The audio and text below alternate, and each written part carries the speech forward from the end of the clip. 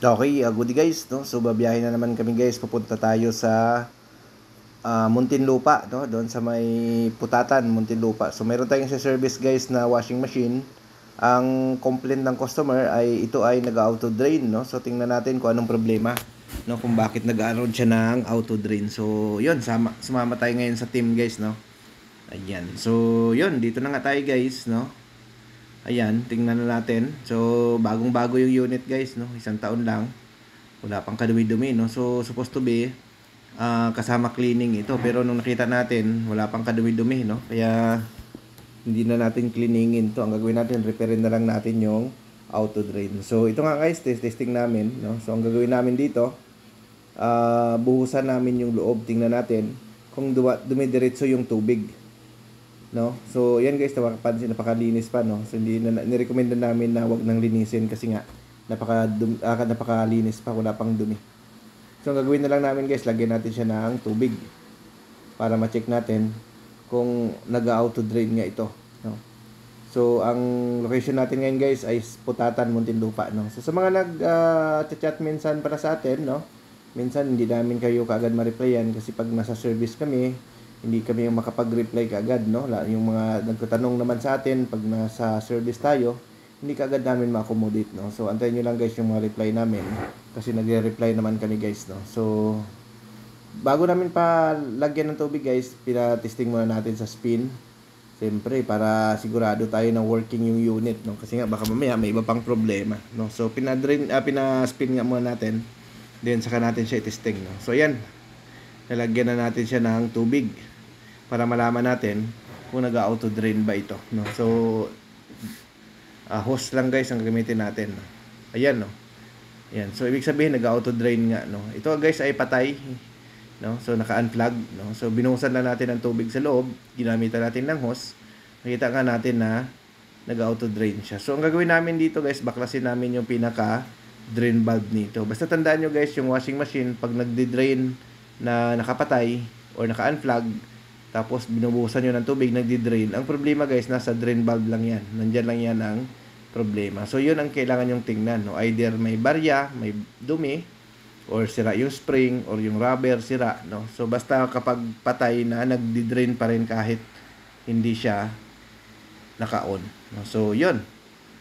So ang gagawin namin, baklasin natin to, no? So ayan, sa mga gusto pala magpa-service sa amin, no? Message lang kayo sa aming Facebook page. Kami po ay nag-service ng Cavite, Laguna, Batangas, no? So sa mga dulo ng Batangas, pwede naman kami mag-service kaso medyo mataas lang yung service fee natin dahil mahal yung gasolina at saka toll diyan sa lalo na sa Batangas City, no? So yung toll pa lang ay maabot na ng halos kulang-kulang 400.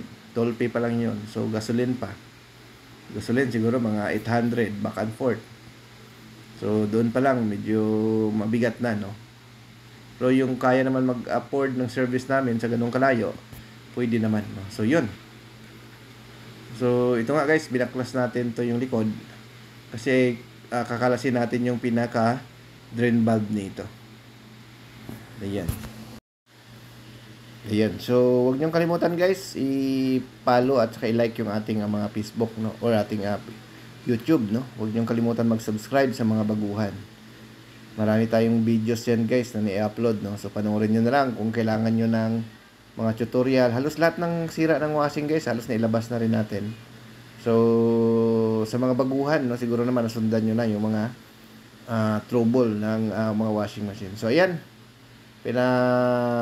slide lang natin ng konti para madukot natin. So ang pagtanggal guys ng drain valve, kailangan tanggalin nyo talaga yung drain motor, no? Kasi mahirapan kayo guys magtanggal ng drain valve pag hindi nyo tinatanggal yung pinaka drain motor nya. Dapat nakatanggal para mas mabilis nyo siyang matanggal yung drain valve. Kasi pag hindi nyo tanggalin yung drain motor, hindi nyo siya mahatak, mahirapan kayo, no? So ang pagbaklas naman ng drain motor, gamit lang kayo ng number 10 na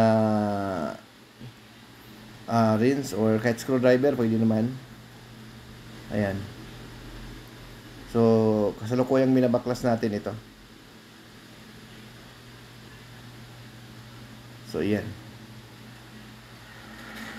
So message lang kayo guys sa aming Facebook page, Norche Repair Shop, kapag kayo ay pa-service. Or sa mga gusto mag-order ng parts, available din sa atin yung mga parts ng washing machine. So ayan.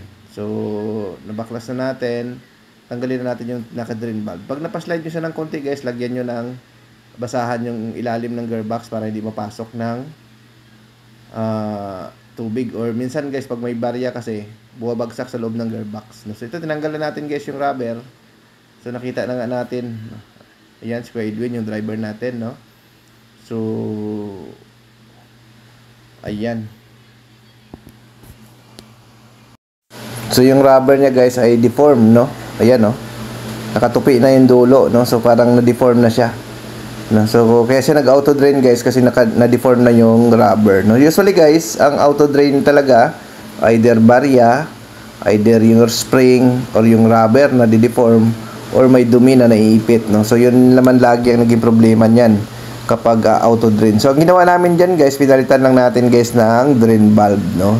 Para mabalik na siya, no? Kasi pag hindi natin siya palitan ng drain valve, ganun pa rin guys, mag-auto drain pa rin yan kasi na deform na yung pinaka rubber, no? So yun. So babalik na lang namin to guys, no? Tapos testing natin para makita natin kung okay na. So testingin na lang natin guys, no? After natin mapalitan ng drain valve, no? So buhusan muna natin ng tubig yung taas, tapos tingnan natin kung mayroon pang tulo dito sa likuran. So ayan. So kung mapansin nyo guys, binuhusan na namin yan.